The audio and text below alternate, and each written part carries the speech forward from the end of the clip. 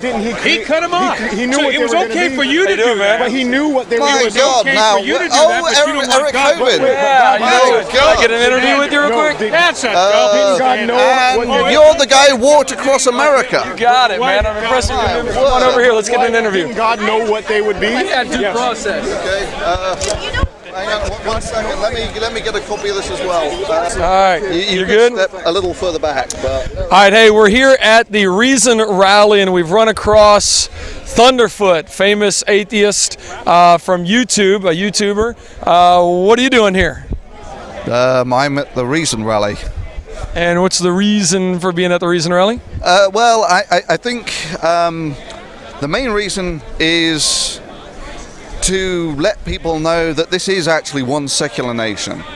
It's not under God, it's a secular nation, right? And that secular thing means that everyone gets the right to practice whatever religion or to not practice whatever religion they want. Now, is that something you would agree with? We have the freedom of religion. That it is a secular country, and it is that secular nature of the country that gives you the freedom to practice whatever religion that you want, and it's what gives people like me the ability to not have to practice any religion. Yes, but I would disagree with you not having a religion. I would call this a religious gathering. But let me ask you this. Well, you do realize that secularism isn't a religion. Well, we can talk about that later. Let me ask you this. Is it impossible for God to exist? The question is malformed. Is it impossible? Is it an absolute impossibility for God to exist? There is, when you say, is it impossible? It is a malformed question. Is it impossible for God to exist? You have a brain that finds patterns, right? Well, we're going to get to that in a second, but what I'm asking is it possible or is it impossible for God to exist? So this is a question about models of reality, yeah? Does reality exist? Seems to be a fairly persistent illusion. Okay. So is it impossible for God to exist in your reality? Do you understand that in itself is a model? Okay, in your reality, in your model of reality, is it impossible for God to exist? It is a redundant concept. It is, that's actually disconcertingly close when you actually put that right up. Well, it's a real, I don't want to get all the background noise, so it's made like that. Okay. It is a redundant model, right? So it's impossible for God to exist, or it's not impossible? No, look, listen to what I'm saying. It is a redundant model. It would be like saying, is it impossible for an invisible pink unicorn to exist at every point in every conceivable universe? Is it impossible for an invisible pink unicorn to exist in every single point of the universe? Is that an impossibility? It's a pointless question. It can never be... What would be the answer to that question? It's a malformed question. So you're saying yes, it is impossible, or no, it's not impossible? This microphone that you have was created because we actually can form models of reality, and those models have predictive capability. This is what it's all about, forming models of predictive capability about reality. So I don't understand why you don't want to simply answer. Come back here. Right? Now, the thing about proposing a God as an explanatory concept for anything, any unknown can explain any other unknown. So when you propose something like a God, it has complete explanatory power, but it has zero predictive capability, which is why things like microphones were actually invented by scientists and not by theologists. Okay, let me ask you this, and I would disagree. All branches of science are founded by people that believe in God, but we're not answering the question, is it impossible for God to exist? That seems to be a question you don't want to answer. It's a malformed question. I've told you 4 times now. So the answer is neither yes nor no. It's a pointless question. You're asking a question which can never be answered. Let me ask you this. Out of all the knowledge in the universe, how much do we as a human race have? Out of everything there is to know about everything. So this is a question about information theory. Yeah, well, no, it's not a question about information theory. How much information, let me ask you this, how much do you have? So this is the interesting thing. If I were to say, I have a wave function, what's the minimum amount of information you need to model this? I'm asking you, out of all the information in the universe, how much does Thunderfoot have? how much information is there in the universe is the thing that you need to resolve before you can answer that question. Okay. Right? About how much Come back here. Let me answer would you have? Let me answer the question. So it actually comes down to this concept of what's the minimum amount of information you would need to model a wave function. And the answer is a wave function. It's the smallest amount of information you can actually have. Sounds like a circular argument, but hang on just a second. Let's just assume that the information is infinite. We cannot measure it. Okay. Out of that, how much do you possess? In which case you can't make sense of the universe. In that model that you've just proposed, you couldn't make sense of anything, right? The reason that So do you not know how much information you have?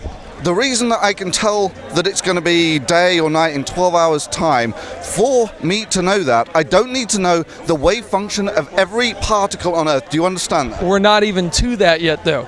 All I'm asking is, well, let me put it this way. Let's suppose for a second that you and I had 1% of all the knowledge in the universe. I think that would be exaggerated a great deal. But let's just suppose we don't know this, but we thought we had 1% of all the knowledge in the universe. Is it possible, here's my just simple logical question, is it possible out of the 99% that we don't possess, and it's probably more than that something could contradict the 1% that we think we do have? Is that a possibility? Would you concede that? Do you understand that what you've done is just another malformed question, right? You have proposed, well, let's say there is a finite amount of knowledge in the universe. You accept that you proposed that there is a finite amount of knowledge in the universe. I didn't, because I even asked you if it was, I said if there's a universal amount, and you said, well, I don't like that. I said, okay, let's suppose 1% of however much there is, and you don't like that. You're not kind of answering any questions. I'm going, okay. No, I'm giving you answers. It's just you're not understanding them. Well, no, it's that you can't. Would you be willing to admit that you could be wrong about everything you think you know? The easiest version of that question is, do you think that reality exists? Do you think that reality exists? I would say yes, and I have a reason. I just answered. Okay, well, you said it depends on what reality model you're talking about. So, are there different versions of reality? They don't seem to be. Okay, so then that question is really pointless about the different versions. If you don't believe there are, I'm talking about what you believe. According to your version of reality, how much knowledge do we have? In order to actually ascertain what fraction of the total you actually have as knowledge, you must first establish what the total is. That's an unknown. I agree. So you're asking a question that is undefined. Okay. If we did know how much there was.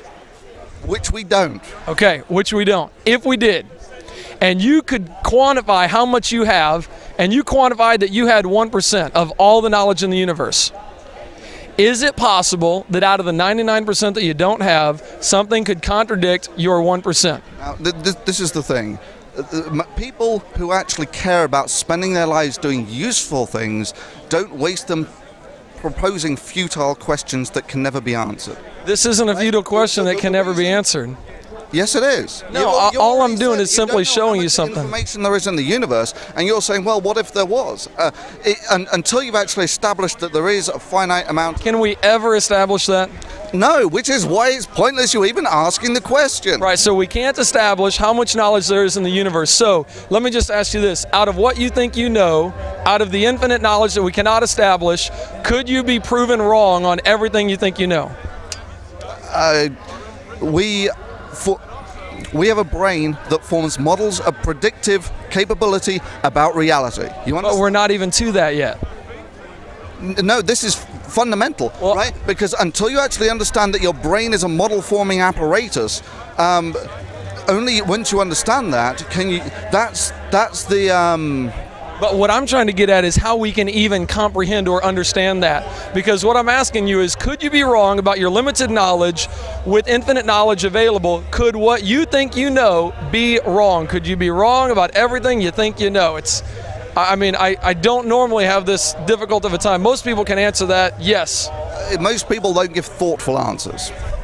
I would agree with that, and I appreciate you thinking about that. But if you're intellectually honest, could you be wrong about everything you think you know? It's conceivable that the universe doesn't exist. There we go. So it's possible you don't know anything at all. It's conceivable that the universe doesn't exist. And if the universe doesn't exist, then you're not here, then you don't know anything, correct? And if the universe doesn't exist, there's no God in it. If the universe doesn't exist, though, you don't know anything. This is exactly why this is so pointless, right? The reason that we actually live in the middle of a technologically advanced civilization is because there were people who got off their and actually figured out something about reality. And most of those started by theologians, but that's not what I'm talking about. No, that's not what I'm talking about. You're the one who brought that up. I'm just saying I disagree. Here's what I'm saying. You said we could possibly not exist. We could possibly not even be here. What you're saying, Thunderfoot... In which case, why are you talking to me? In which case, what are you doing here? This is the reason, Rally. The thing, I'm actually fairly convinced that reality exists. I agree. Speculating about, well, what if it doesn't exist? No, you're the one who just said it's possible it doesn't. I'm not the one who said that. You're the one who said it's possible it doesn't. This pointless philosophical speculation about the unknown really leaves me particularly nonplussed. Right? The reason that we have a technologically advanced civilization is because people figured out how things work. We know. Hey, Thunderfoot. The reason that we see here is just the bottom, is the top of a giant rock that's actually spinning around a star up there. But you just said we could not even exist, so you don't even know that, do you? Well, I don't have that limitation. But you're the one who said you had that limitation, Thunderfoot. Practical models of utility about reality. I'm happy. But you don't even know that reality exists. Don't you see the fundamental underlying problem? Okay, right. Well, we'll go with your stand. We'll go with your stand that you don't believe the universe exists. Why? No, it's not my claim. I do believe the universe exists. Why are you actually so worried about whether the universe exists or not? I don't. You're the one who just said it may not exist. This is philosophy 101. There are 3 basal assumptions that everyone makes. Assumption number 1. The universe exists. Do you contest this assumption? On my worldview, on my basis? Do you contest the assumption that the universe exists? Based on the God of the Bible? No, I do not. No, in order to actually know that there is a universe to exist, that a God created... You have to have knowledge. No, it's just a basal assumption. It's something that you can't actually know. So it's possible we do not exist. And you don't see the silliness of it. There are 3 basal assumptions. I'll just go through the assumptions. Assumption 1, the universe exists. But we don't know that. That's why they're called assumptions. Right, so we don't know it. Okay. Just wanted to clarify. Assumption 2, you can learn something about reality. Do you contest this assumption? But we don't know that reality exists, but we can learn something about reality. That's why they're called assumptions. Right. I'm just making sure everybody understands. You're saying it's possible the universe doesn't exist, and it's possible reality doesn't exist. This is your stand, not mine. Okay, what's your stand? My stand is that reality does exist. You agree with everything that I said. Why do you keep saying, well, that's just an assumption on your part? No, you're calling them assumptions right now. You said that's why they're called assumptions. Oh, okay. So you're trying to turn the table on something that you said. You're trying to put your words in my mouth. Everyone here, every single person, 3 assumptions. Universe exists, you can learn something about it. Models with predictive capability are more useful than models without predictive capability. But we don't know that. Yes, these are the 3 basal assumptions. So we don't know that. Yeah, absolutely. These are assumptions. Absolutely know it, or we absolutely don't know it for sure? They're assumptions. So we don't know these things. Yeah, you can't know them. Okay, there we go.